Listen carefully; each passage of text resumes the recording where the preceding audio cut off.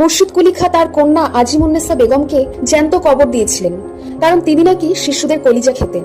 তার এই পাপ কাজের পিছনে কি রহস্য ছিল জানেন? বেগম নাকি একবার মরণ ব্যাধিতে আক্রান্ত হয়েছিলেন।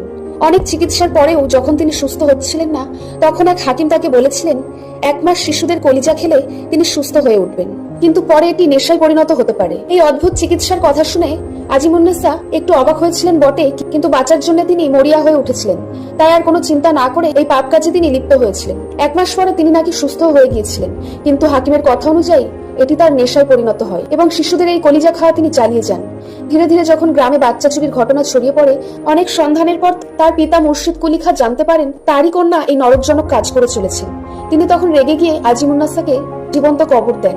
কিন্তু আবার এও শোনা যায় যে আজিমুন্নেসা বেগম নাকি খুব ধর্মপরায়ণ মহিলা ছিলেন। তিনি মানুষের জন্য অনেক ভালো কাজও করেছেন।